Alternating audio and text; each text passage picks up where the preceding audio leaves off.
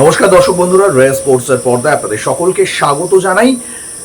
আজকের এই ভিডিওতে আমরা আলোচনা করব প্রথম ম্যাচে ব্রাজিলের জিততে না পারার, মরক্কোর বিরুদ্ধে আটকে যাওয়ার 5 কারণ কি। ব্রাজিল বনাম মরক্কো ম্যাচে ফুটবল প্রেমীদের 5 প্রাপ্তি কি।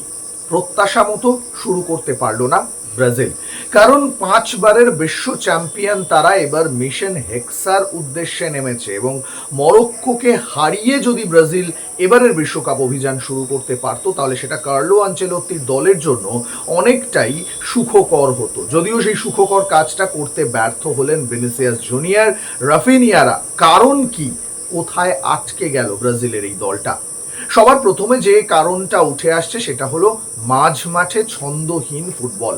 মূলত আমরা যে ব্রাজিলকে দেখে অভ্যস্ত, যে ব্রাজিলকে দেখে বলা হয় সাম্বার ছন্দ, সেই ব্রাজিলের সঙ্গে এই দলকে মেলাতে পারাটা ব্রাজিল সমর্থকদের জন্য খুবই কঠিন কাজ।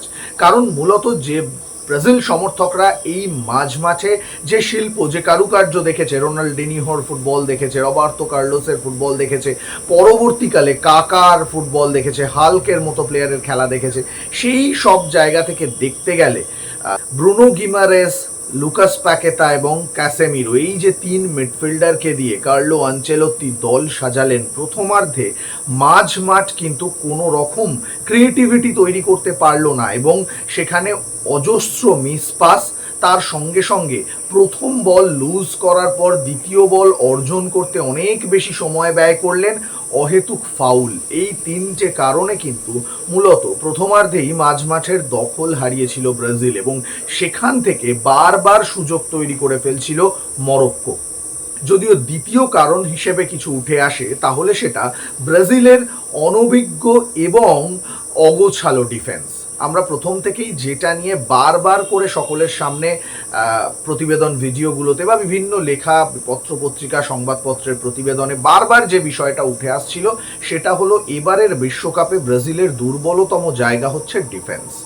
2 স্টপার যেখানে ছিলেন ক্লাব ফুটবলে খেলা 2 সেরা ক্লাবের 2 ডিফেন্ডার, একদিকে মার্কুইনহোজ, অন্যদিকে গ্যাব্রিয়েল মাগালহায়েস, এই 2 স্টপার কিন্তু ব্রাজিলের জাতীয় দলে, কিন্তু কোথাও গিয়ে তাদের মধ্যে এখনো পর্যন্ত সেই কেমিস্ট্রি বিল্ড আপ হয়নি, তাদের মধ্যে সেই বাঁধনটা তৈরি হয়নি। বারবার সেন্ট্রাল ডিফেন্সিভে ফাঁক ফোকর তৈরি হলো। যদি আমরা প্রথম গোলটার দিকে দেখি যেখানে সাইবারি গোল করে গেলেন, সেখানে কিন্তু সাইবারি ছিলেন একেবারে সাঁড়াশি চাপে, একদিকে মার্কুইনহোজ, অন্যদিকে গ্যাব্রিয়েল মাগালহায়েজ, আর সেই জায়গা থেকে কিন্তু বেরিয়ে গেলেন, বেরিয়ে গিয়ে গোলরক্ষককে চিপ করে বল জালে জড়িয়ে দিলেন। ফাঁক ফোকর যেগুলো তৈরি হলো বারবার, সেগুলো কিন্তু মূলত প্রতি আক্রমণের সময়। আর ব্রাজিলিয়ান ডিফেন্স যখনই আক্রমণের সময়, নিজেদের আক্রমণের সময় মাঝ মাঠের উপরে উঠে আসছিল, সেখান থেকে নিজেদের ডিফেন্সে, নিজেদের অর্ধে ড্রপ ডাউন করতে অনেক বেশি সময় নিয়ে নিচ্ছিল। পাশাপাশি যেটা নিয়ে আলোচনা হচ্ছিল শুরু থেকেই, যে প্রপার কোনো রাইট ব্যাক ছাড়া এবার বিশ্বকাপ খেলছে ব্রাজিল, কারণ একমাত্র ওয়েসলি ছিল এই দলের প্রপার রাইট ব্যাক, যিনি চোট পেয়ে ছিটকে গিয়েছেন। ফলে 2 সাইড ব্যাককে নিয়ে শুরু থেকেই কার্লো আনচেলত্তি চিন্তায় ছিলেন। সেটা যে কতটা চিন্তার বিষয় সেটা প্রথম ম্যাচেই বোঝা গেল। একদিকে তার হাতে দানিলো এবং আলেক্সান্দ্রোর মতো ফুটবলার থাকা সত্ত্বেও তিনি দানিলোকে ব্যবহার করলেন না, পরীক্ষা নিরীক্ষার পথে হাঁটলেন এবং সেই পরীক্ষা নিরীক্ষার পথে হাঁটার কারণেই কিন্তু ডিফেন্সে বারবার ল্যাপস তৈরি হলো। 2 সাইড ব্যাকের থেকে কিন্তু কোনো রকম আক্রমণ সূচক বল তৈরি হলো না। যদিও দ্বিতীয়ার্ধে যখন তিনি ডানিলোকে ব্যবহার করলেন তখন কিছুটা খোলস ছেড়ে বেরোনোর চেষ্টা করছিল ব্রাজিল, কিন্তু ডিফেন্সিভ ল্যাপস, ডিফেন্সিভ আনঅর্গানাইজেশন জায়গাটা কিন্তু প্রকট হয়ে উঠল প্রথম ম্যাচেই এবং সেইটা যে কত বড় সমস্যা চোখে আঙুল দিয়ে দেখিয়ে গেল মরক্কো। কারণ মরক্কোকে কোনোভাবেই দুর্বল দল হিসেবে ধরা যায় না, তারা যথেষ্ট শক্তিশালী দল এবং প্রথম ম্যাচে ব্রাজিলের এই ডিফেন্সকে কিন্তু তারা ফালাফালা করে দিয়েছে। যদিও শেষ দিকে ম্যাচ বের করে নিতে পারতো মরক্কো, যদি না আলিসন বেকার শরীর ছুঁড়ে দিয়ে ব্যাক টু ব্যাক সেভ করতেন ম্যাচের অ্যাডেড টাইমে, সেখানে কিন্তু মরক্কো একেবারে গোল করার মতো জায়গায় পৌঁছে গিয়েছিল। এই 2টি কারণ অবশ্যই ব্রাজিলিয়ান দলের ল্যাপস। থার্ড কারণ যদি কিছু দেখা যায় তাহলে সেটা হচ্ছে সুযোগ নষ্টের বন্যা।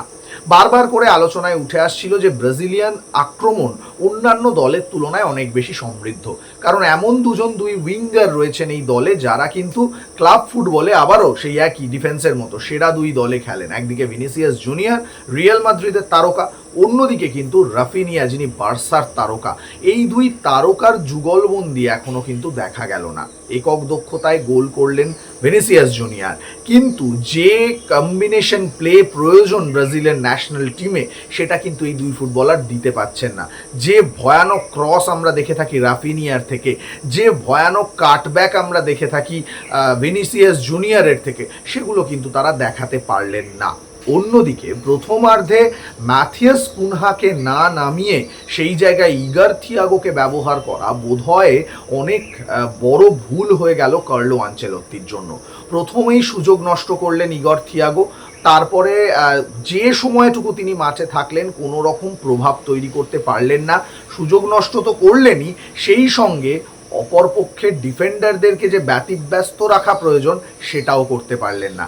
সেই জায়গা থেকে দাঁড়িয়ে কিন্তু বড় সমস্যা তৈরি হয়ে গেল ব্রাজিলিয়ান আক্রমণ ভাগের জন্য। যদিও দ্বিতীয়ার্ধে যখন কার্লো আনচেলত্তি ম্যাথিয়াস কুনহাকে নিয়ে এলেন, মাঠে নামালেন, তখন কিছুটা আক্রমণের ধার বাড়লো, কিন্তু সেটাতেও কাজের কাজ হলো না, কারণ প্রপার সেন্ট্রাল অ্যাটাকিং মিডফিল্ডারের যে কাজ সেটা যতক্ষণ ক্যাসেমিরো মাঠে ছিলেন বা পরবর্তীতে যখন ফাবিনিহো মাঠে নামলেন, তারাও কিন্তু সেই কাজটা সম্পূর্ণ করতে পারলেন না। যে প্রপার থ্রু বল বাড়ানো বা দুই উইংয়ে খেলাটাকে স্ট্রেচ করা, সেটা কোথাও করতে পারলেন না, যার জন্য আক্রমণ ভাগের কাজে পর্যাপ্ত বল পৌঁছালো না। যেটুকু পৌঁছালো সেটার অধিকাংশ সেট পিস থেকে, আর কিছু কিছু বাঁ প্রান্ত ধরে আক্রমণ উঠে আসা ভিনিসিয়াস জুনিয়রের পা থেকে, সেখানেও কিন্তু সুযোগ নষ্ট করলেন রাফিনিয়ারা, এবং তার ফলে যা হবার সেটাই হলো। শেষ পর্যন্ত 1-1 গোলে ম্যাচ শেষ করলো ব্রাজিল। 1 পয়েন্ট নিয়ে সন্তুষ্ট থাকতে হলো। পরের দুটো ম্যাচ হাইতি এবং স্কটল্যান্ডের বিরুদ্ধে। পরবর্তী রাউন্ডে কোয়ালিফাই করতে হলে ব্রাজিলকে জিততেই হবে, কিন্তু শীর্ষস্থানে থাকা কঠিন হলো। পরের ম্যাচ নেইমার খেলবেন কিনা তা এখনো জানা যায়নি, কিন্তু নেইমারহীন ব্রাজিলের জন্য চ্যালেঞ্জ ক্রমশ কঠিন হচ্ছে। তবে এই ম্যাচে যদি কিছু প্রাপ্তি থেকে থাকে তাহলে সেটা অবশ্যই মরক্কোর ছন্দবদ্ধ ফুটবল। আমরা গত বিশ্বকাপেই দেখেছিলাম এই মরক্কো যে কোনো রকম ফ্লুকে গতবারে সেমিফাইনাল খেলেনি, সেটা কিন্তু এবারের প্রথম ম্যাচেই বুঝিয়ে দিল। যেভাবে ব্রাজিলকে চাপে রাখলো এবং যেভাবে মাঝ মাঠে অগণিত পাস খেললো এবং নিজেদের মধ্যে একটা আক্রমণ ছন্দবদ্ধভাবে তৈরি করে বারবার ব্রাজিলের ডিফেন্সে এসে কড়া নেড়ে গেল, সেটা কিন্তু প্রথম ম্যাচেই মরক্কোর একটা সুন্দর, একটা সুগঠিত ফুটবলের আভাস দিয়ে গেল। বাকি বিশ্বকাপটা যতদিন মরক্কো এই বিশ্বকাপে থাকবে, তারা যে ফুটবল প্রেমীদের চোখের আরাম দেবে সে কথা বলাই যায়। ব্রাজিলের লড়াই কঠিন, মরক্কোর জন্যও লড়াই কঠিন এই গ্রুপ থেকে পরবর্তী রাউন্ডে পৌঁছানোর জন্য। কিন্তু প্রথম ম্যাচে আটকে যাওয়ায় কার্লো আনচেলত্তির কাজটা অবশ্যই কঠিন হয়েছে। সৌরভ মুখার্জি, রে স্পোর্টস।